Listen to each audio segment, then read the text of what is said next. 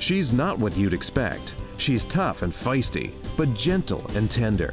She makes millions and gives millions to the poor. She cries, she laughs, she teaches, she comforts. This is the Dani Johnson Show. Hi, I'm Dani Johnson. Welcome to the Dani Johnson Show. Today we're talking about weird things you can do to make extra money. You know, according to the Washington Post, 90%, actually Huffington Post, 90% of Americans say that they are not making enough money. That just totally blows my mind. I don't know where they came up with that number. They did some kind of bold, but they say they're feeling stressed out about money, largely because of medical bills, debts, unexpected things that happen to your car that you really should be planning for. Anyway, so we want to talk about today and bring you ideas on things you can do to make extra money. That if you're feeling that squeeze and you're not liking it and you're way too stinking stubborn to pay off your debt and you're way too stubborn to rein in your coffee habit and whatever other habits it is, your cheeseburger habit. I was at the gas station the other day and I noticed something. The place was filled with men. I was like, this is kind of odd. It's like gas stations are a place for men. Like, how come there's very rarely ever women at the gas station? But it was like man after man, loading up his truck with some gasoline, walking into the store. He doesn't have to walk into the store when he's getting his gas. You can pump your gas at the thingamajigger. You pay for it right at the pump, right? But always going to the store and walking out with a nice bag of goodies, man. So if you're that stubborn person that refuses to look at where your money is going, if you're that stubborn person that's like, Dani, I don't care, man. You're not going to stop me eating my potato chips. You're not going to stop me from drinking my beer, and I ain't gonna stop my coffee habit. I ain't. I just the way it is. I don't care that I'm stressed financially. I ain't gonna stop my Netflix habit either. Okay, fine. Then you go ahead and stay stressed out. Go ahead, stay there. Or you can do what some other people have done. We asked the question to our audience, what are some things you've done to make extra money, maybe to make ends meet, or make extra money to go on a trip somewhere, to do something fun, to hit a goal, right? To put some money away, right? So we've got Alice from England that we're going to first. Alice from England. Okay, so what's something you've done to make extra money before? Hi, Dani. I actually used to be in identity parades. What is that? What's an identity parade? Yeah, another way of saying it is like a lineup for when they're trying to find out who the criminal is. Wait. And there's sort of 10 people that all look the same. Wait. This is awesome. Hold on. So you get paid to look like a criminal and to be in a lineup with 10 guilty people, or to look as a guilty person?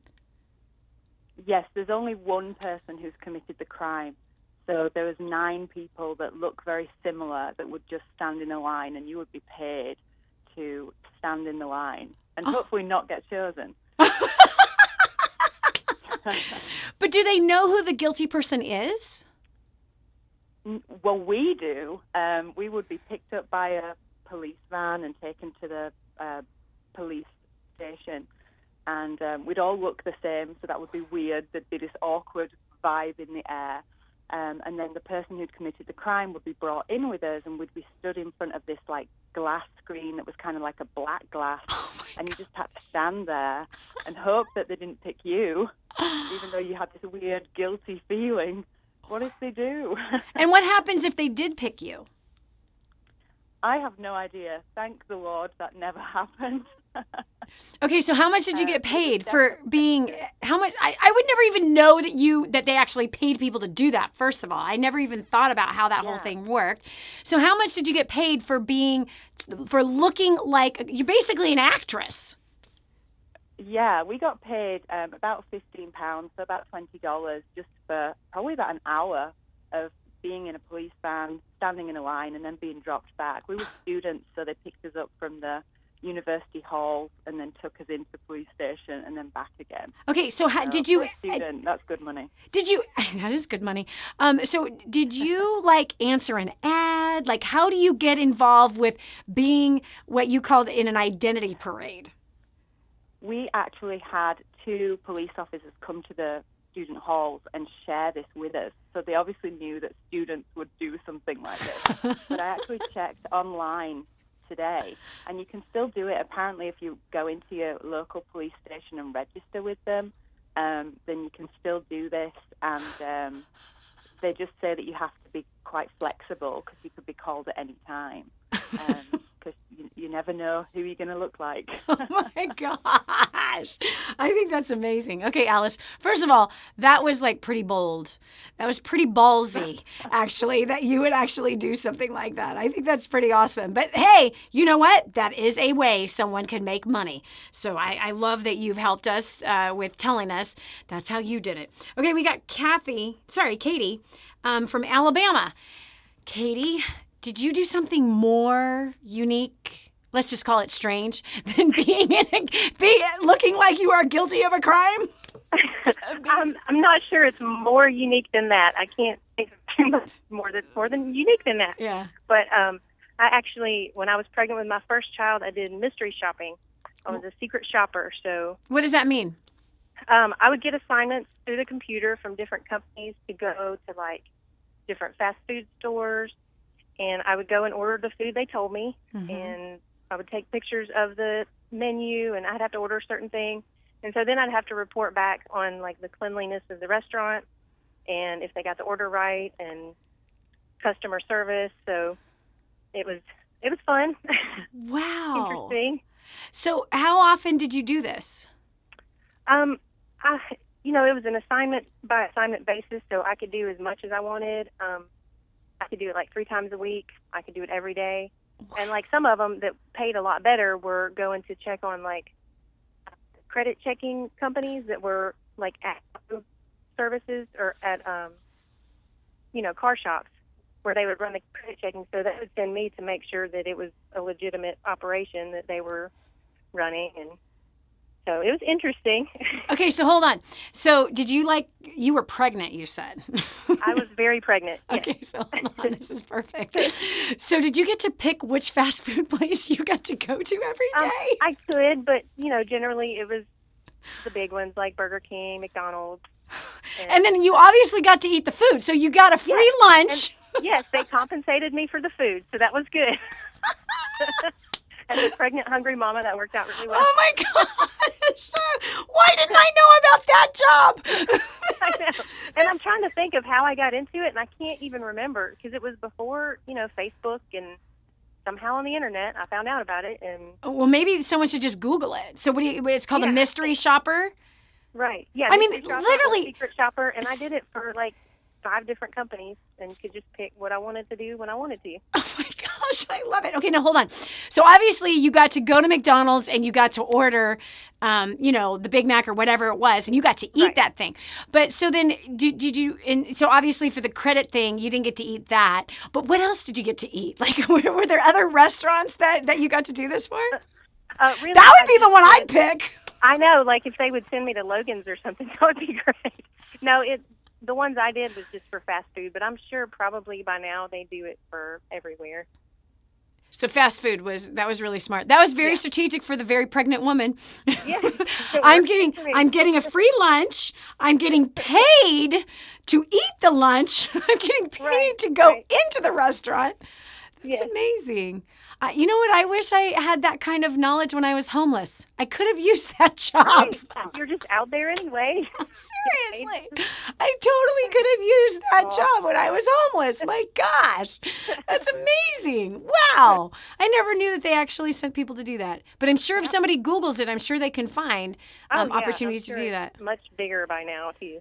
Yeah, for sure. Oh, my gosh. Katie, thank you so much for sharing. Did you ever do anything else crazy like that? Or different? Well, I am currently teaching a homeschool ballet class. So the moms are watching the girls and said, I got to go do this call. I'll be right back. Oh, my gosh. That's amazing. That's awesome. Sounds like you're rather resourceful, young lady. Yes, I have to be. That's awesome. I think we all have to be. That's really awesome. All right, Katie, thank you so much for taking time away from your ballet class and telling us about your free food. Thank you for having me. Yes, absolutely. The free meal. I mean, really, like, hello. That's crazy. I love that idea. Really wished I knew about that idea when I was a homeless woman. Okay, anyway, so think about it. I mean, come on. These are two really funny and very out of the box ideas of ways to make extra money. If you actually listen, if you are in that, and if you are in that tight spot, and you are one of the 90% that Huffington Post is saying that money is tight, which I think no, spending is wild is really what it is. I think 90% are spending wild, which is why money is tight. They don't have an understanding about how to manage their finances right, which is like I didn't, right? I mean, the way Hans and I were, the more money we made, the more we spent. When I was broke, I didn't have any money. When I was making money, I still didn't have any money at the end of the month. So the problem, let's put it this way, not having any more money at the end of the month or spending all you make is a habit. It has nothing to do with how much money you make or how little you make. It has everything to do with where you're letting the money go, right? So anyway, there's lots of different things that you can do. I mean, there really is. So if you're going to be stubborn and you're not going to look at your spending habits, you're not going to look at the fast food runs that, Katie got to do for free and got paid to go to the fast food place. Brilliant. But nonetheless, but if you look at your budget, come on, just help me out. There's two things I want to show you. One is if money is tight, then please, print out your bank statement. You're like, no, I don't want to do that. Yes, you do. You want freedom, friend. And what's on the other side of freedom, I mean, what is hindering you from freedom is living a lie and not seeing truth. And if you print out your bank statement, you're going to see the truth of where it is all going. You'll be like Dr. Mary Starr, who didn't even realize she was spending $1,000 a month in just bank fees. Just bank fees, from the overdraft fees, all the different bank fees that she was paying for, $1,000 a month in bank fees. Isn't that crazy? And mind you, she was also going $1,000 a month in debt every month. So that's $12,000 in a year that she was adding to her debt every year. And she had more than 6 figures in debt because that's the way she was living. So when she heard me say, print out your bank statement, see where the money is going. Listen, the truth will lead to freedom. If you want freedom financially, and you don't want to be like these 90% of the people who are strapped financially, then you have to do what 10% of the population is doing, which is they're a little bit more conscious. More importantly, I would say what 2% of the population is doing, they lead themselves into financial independence. No matter how much money you make or how much money you don't make, you can become financially independent on your current income. You're like, there's no way, Dani, I have to make millions in order to do that. No, you don't. No, you don't. Wealth is accumulated a little bit at a time, a little bit at a time. Wealth is actually a habit and a skill you can develop, and you don't even have to be smart. I'm going to say that again. You don't even have to be smart. How do I know that? Because I'm not smart. I dropped out of high school as a teen pregnancy. I grew up on welfare until I was 14 years old. I moved out of the house when I was 16 years old. Okay? I had dyslexia. Okay, I was really dumb. I didn't read my first book till I was 21 years old. Now I love to read. And it took me a while to actually fall in love with reading. But my point is that wealth is a simple skill to learn. You don't even have to be smart to do it. You just have to be diligent and consistent. That's it. And you know how to be diligent and consistent, friend. You do. You're diligent and consistent in plenty of areas of your life. You are. Do you brush your teeth every day? That is diligence. That is consistency. Do you eat every day? That is diligence. That is consistency. Do you take a shower at least a couple of times a week? Well, there's some diligence right there. If you're like my husband during the summer, it's twice a day. There's some diligence there. Do you understand? You've got diligence. You've got the muscle of diligence in parts of your life. It's just applying it now to money. So the first thing is print out your bank statement. See where it's all going. You might be getting stolen from and not even realize it. So I want you to be the inspector that's going to inspect that bank account as though it's not your own. And I want you to look through it and do what we did, right? We got so sick and tired of living paycheck to paycheck. We got so sick and tired of going through seasons of like not making squat and whining about it, and then making lots and still whining that we didn't have enough. And so we notice is like, this is a problem. Like, how can it be that if we're making $5,000 a month, we think we're broke, and when we're making $100,000 a month, we think we're broke? Like, something's wrong with this picture. So, friend, listen to me. Print it out, and I want you to inspect it. Find where you're spending the money. Find out what you're spending it on. Some of the things you might choose and be stubborn with and say, no, I'm going to hold on to this. But in other places, you might say, you know what? I really don't need that. That's kind of dumb. Wow, that'll save me $10 a month. Wow, that'll save me $100 a month. Wow, if I stop going there, that's going to save me $400 a month. What is that? That's like $510 right there. That could what? You could attack your debt with that. You could be sending more money towards those credit cards to pay those suckers down. And then what are you doing? Now you're saving 18.9% in interest that would be going towards your debt that now you are keeping. You take that 18.9%, now you can start using that to create wealth. Okay, so if you're too stubborn to do any of that and you're lazy, all right, fine. Stay lazy, stay stubborn. Let's flip it around. Then pull out a piece of paper and a pen, and I want you to make a list. Let's brainstorm.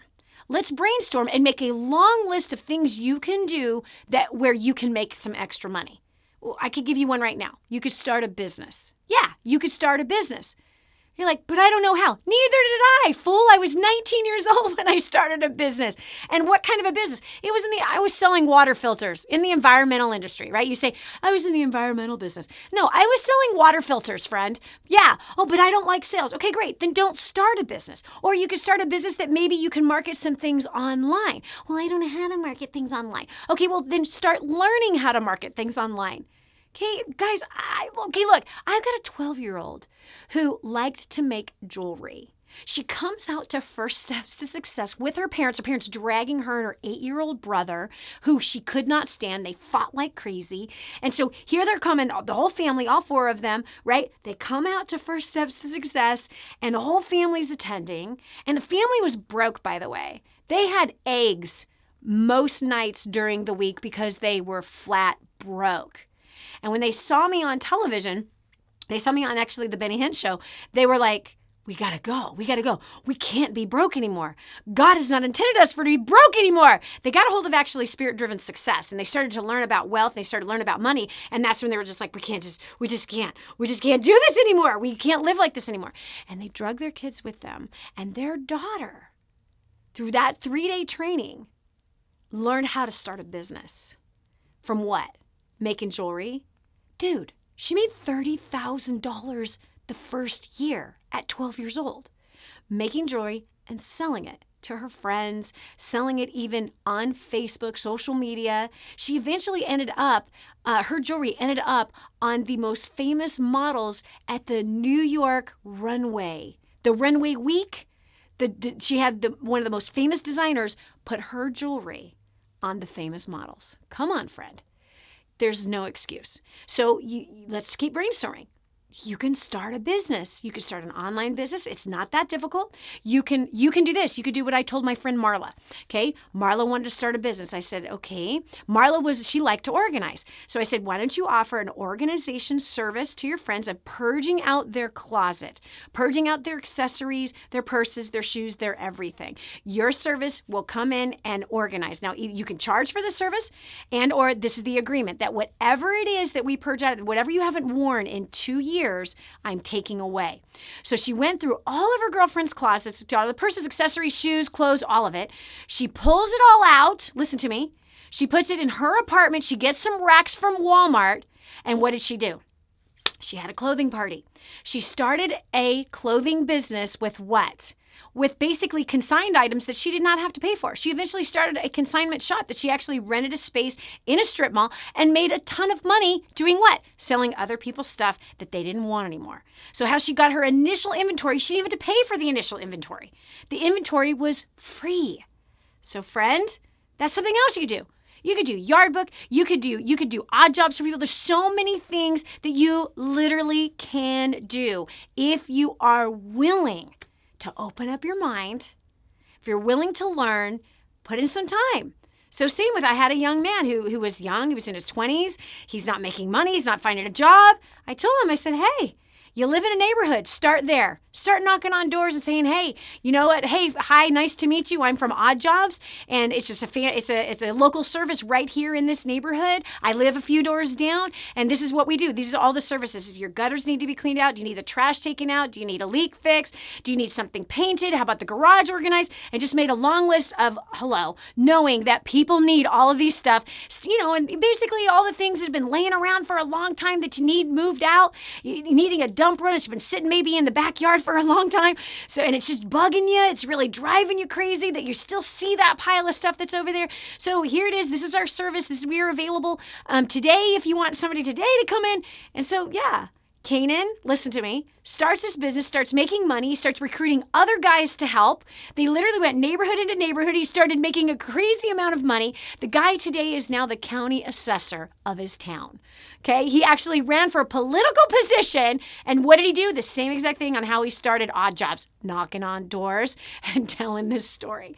So friend, listen, there's no excuse for you to stay broke. You do not need to stay in that 90% that you think money is tight. Get off your butt, and you can either go through the bank statement and you're going to find all kinds of money that are not serving you and put it towards the things that you want to do, or you can make a list of all kinds of things that you can do that can make you some extra cash. Come on, kind of like Alice in England, who did what? Yeah, she got paid to stand in a lineup next to a criminal, okay? Or like Katie, who got paid to go eat fast food and evaluate the fast food organizations. There's so many different wild things you can do. All right, friend, hey, listen, bottom line is this. You need to change your finances, and it needs to start today. These are two important ideas right here, making a list and or going through the current list of where the money's going. You can improve your finances. And if this is the first time you've ever seen a video from DaniJohnson.com, I got a free book for you. First Steps to Wealth is going to tell you exactly how I went from homeless to millions. Yes, homeless to millions within 2 years. At 21 homeless, 23, I was a millionaire. What I did with that money, how did I make it? Where did I start? What the problems were that I ran into. If you want to be able to grow your income, this book is a perfect place to start, and it's free. So you go to the website, DaniJohnson.com. You can download a free copy right now. You can start reading it within 5 minutes. And or if you want to copy a physical copy, you can pay the shipping to get the $15 book to your house. And then you can start reading it in a few days. The only thing I want from you is you to write me telling me you're reading it and the results that you're getting. That's it. Hey, that's it for us for today. God bless you. Thanks so much for joining us. Have a great rest of the day. Bye.